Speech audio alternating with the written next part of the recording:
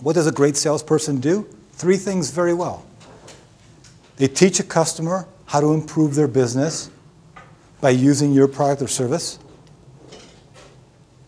Second thing they do is lead them through the evaluation process.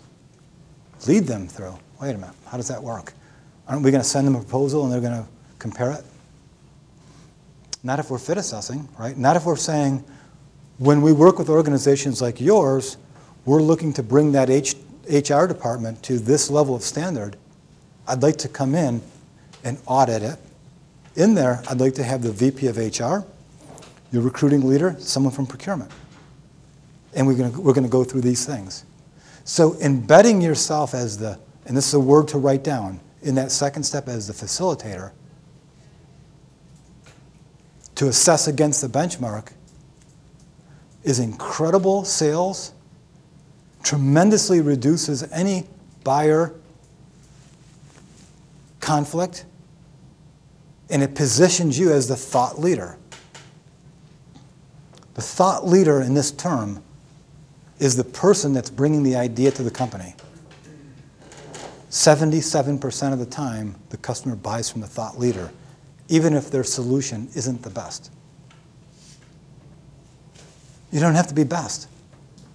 If they see you as the thought leader, they trust you. And that trust, we know there's a study that we just saw of why customers don't buy when they know that you've got the right solution.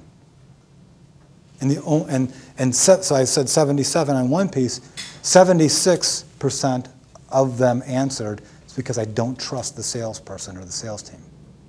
So there's a trust factor there. So when you insert yourself as the facilitator of the assessment, you've closed the trust gap.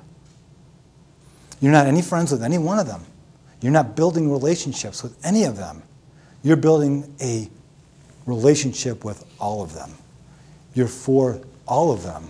You're not Luis's buddy. You're not Dave's friend that got brought in here. You're going to look at all of them together because you're going to measure against a what? Begins with a B. A benchmark. So now logic, right? You're driving towards a logic and you're good for everyone. Hard to say no to that person, right? Even if it's tough news.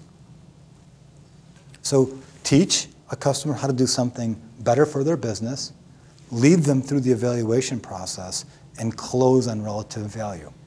I am a reluctant salesman at this point because you own a business. Because I'm self-employed, so I have to sell what I know. And after when I'm dealing with a client, I'm actually writing a proposal right now for a major deal. When I'm dealing with a potential client, eventually after all the pleasantries and all the discussion, I will ask the following question. I will ask them, what is the problem statement? What problem do you have? And then as I assess, the details of the problem statement, then I will go and reach back into my toolbox and see if I have something that they can use to repair their situation, and then that's kind of the fit assessment, and then from there we continue. But until I know what is their problem statement, there's very little I can do. I mean, because I'm not going to talk about my toolkit until I understand their problem, and that's how I begin a sales conversation. I love that, but I want to push you a little bit. Okay. In your opinion, when you look at an HR department, right? Is there a benchmark, or are there things that you look for to tell you that it's operating effectively or not? Yeah, I mean, I can take a look, and through connections and networking and so forth, I can assess their situation before I go in. I do as much research as possible before I sit down. But once they start talking, I will immediately, because that's what I do, I will immediately see when there are gaps in their situation, and then I will see if I have a tool or a process. Can you stand up? You're going to help me make a great point here. Okay, what you're talking about is solution selling. It's the second most effective way to sell. The first already. You missed the first, okay, but you're going to have it right now, okay? So, and Dave, we talked about this yesterday. So the reality is, great solution salespeople will say, I'll diagnose it, I'll ask them, and then I'll align the solution, okay? The next step up, that top 6%, what they'll say is, when I look at HR departments in manufacturing organizations like yours, Here's how I know they're operating effectively. They recruit like this, they implement this type of policy, they're able to do these things, and this is what they're at. You set a benchmark, and you say, how would you rank your organization? Do you feel like you're in there or not? What does that do for you? Absolutely, yeah. It's a totally different approach, yeah. That's the whole idea between what we call the Miller-Heiman sales model and challenger sale. The objective is you as the practitioner, you are the value proposition. You as the practitioner sets what we call the benchmark to measure against.